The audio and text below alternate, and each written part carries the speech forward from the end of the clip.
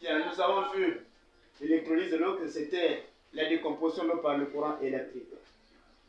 Et cette décomposition était favorisée par la présence de quoi? Lorsque on met par exemple l'acide ou la soude dans l'eau pure, alors on constate que la solution obtenue conduit bel et bien le courant électrique. Mais lorsque l'expérience se poursuit pendant longtemps, qu'est-ce qu'on constate? On constate que la quantité d'eau dans l'électrolyseur diminue, mais il y a un phénomène qui apparaît au niveau des tubes. Et au fur et à mesure que l'expérience se poursuit, on constate que le volume gazeux augmente dans les deux tubes. Et le volume est plus important à la cathode, le volume du gaz est plus important à la cathode qu'à l'anode. Alors, le problème c'est quoi? C'est que nous devrons maintenant chercher à identifier ces gaz, dont nous ne connaissons pas jusqu'à présent. Le gaz qui se dégage à la cathode ici, lorsque on approche une flamme à l'ouverture de ce tube, et ce gaz s'enflamme en produisant une légère explosion, plaf, comme lorsque nous allumons le gaz de cuisine. Et ce gaz brûle avec une flamme pâle, à peine visible. Quel est ce gaz qui s'enflamme en produisant une légère explosion? Alors, c'est le dihydrogène, dont la formule chimique est H2, dont la formule moléculaire est H2. Inversement, lorsque nous passons à l'anode, on allume une bouchette d'allumettes et vous allumez, après on l'éteint. On introduit cette bouchette d'allumettes dans le tube de la cathode, de l'anode. Alors, on constate que la bouchette d'allumettes éteinte se rallume, alors que ce gaz qui a la propriété de rallumer la bouchette d'allumettes, ce n'est autre que le dioxygène, dont la formule chimique est O2. Alors, finalement, d'où provient le dihydrogène et l'oxygène? Alors, le dihydrogène et l'oxygène proviennent de la décomposition de l'eau pure. Alors, on écrit la réaction chimique suivante. Réaction chimique.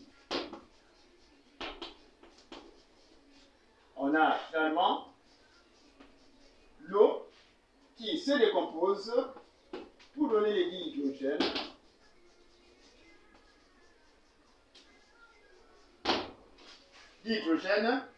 plus le dioxygène.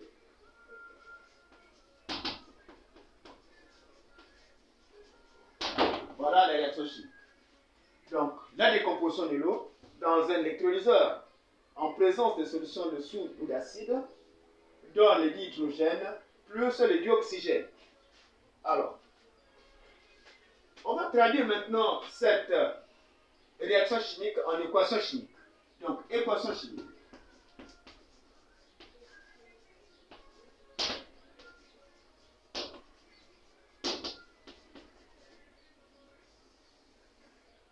Nous partons de la molécule d'eau, donc H2O, dont la formule est H2O, et qui se décompose pour donner le dihydrogène dont la formule est H2, plus le dioxygène dont la formule est O2. Voilà.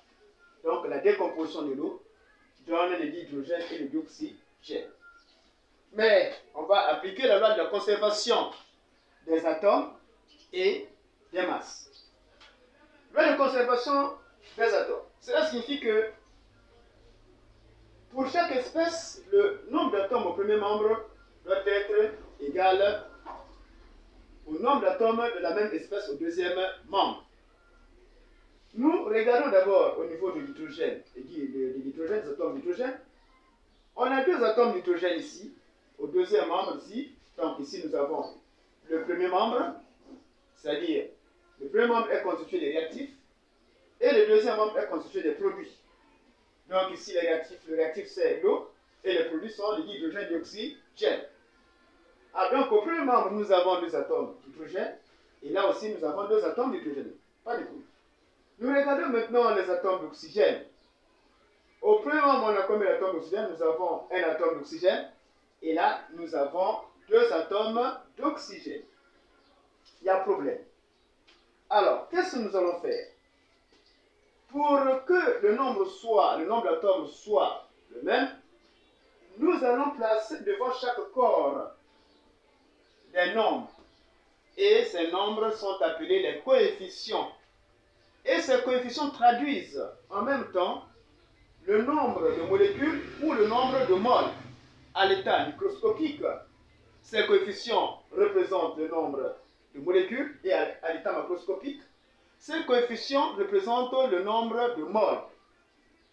Bien, donc ici, nous avons 2 atomes d'hydrogène, 2 atomes d'hydrogène, pas de problème, et nous regardons au niveau des atomes d'oxygène. Combien d'atomes ici? Nous avons un atome et là nous avons 2.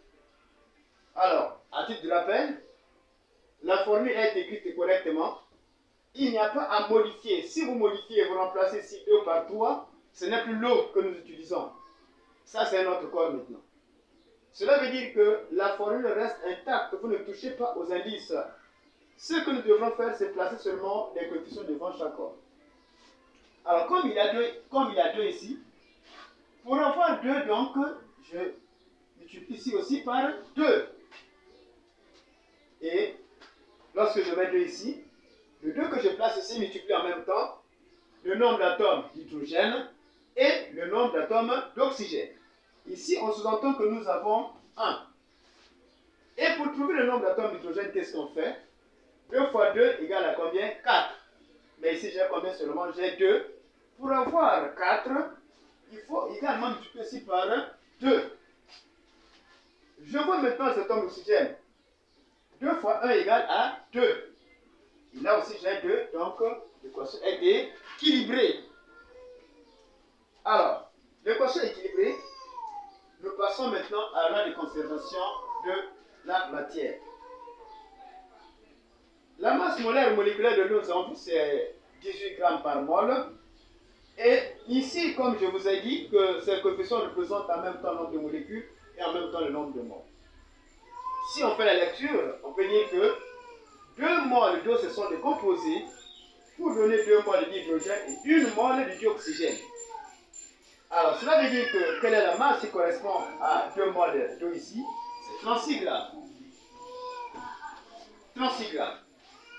Et la masse qui correspond à 4 moles d'atomes d'oxygène, c'est pour 4 multiplié par 1, c'est égal à 4. Donc nous avons 4 grammes ici. Et ici, l'oxygène 16 fois 2, ça fait 32 grammes. Et on vérifie, 4 plus 32 égale à 36. Donc la loi de la conservation est respectée. 36 égale à 36. Maintenant, nous regardons au niveau des volumes. Alors, le volume d'hydrogène par rapport à celui d'oxygène. Nous avons dit que dans les conditions normales de température et de pression, le volume d'une mole d'un gaz est égal à 22,4 litres. C'est-à-dire une mole d'un gaz occupe un volume de 22,4 litres. Alors, 22,4 litres pour une mole, mais nous avons combien de moles ici? Nous avons au total 2 moles. Donc, ce qui fait un volume de 44,8 litres pour le l'hydrogène. Et là aussi, c'est un gaz. Nous avons combien de moles? Nous avons une mole qui représente un volume de 22,4 litres. Et finalement, nous constatons, qu'est-ce qu'on constate ici? On constate que lorsqu'on fait l'électrolyse de l'eau, le volume de dihydrogène ici est le double du volume de dioxygène. Et nous écrivons ici volume de dihydrogène est égal à 2 fois le volume de dioxygène. Et à partir de cette relation mathématique, ceci implique que le volume d'oxygène dégagé lors de l'électrolyse de l'eau est égal au volume de l'hydrogène divisé par 2. Voilà. Et attention à cette formule, C'est la formule que nous allons utiliser lorsque nous allons résoudre les problèmes de chimie en ce qui concerne l'électrolyse de l'eau avec l'équation bilan de la réaction.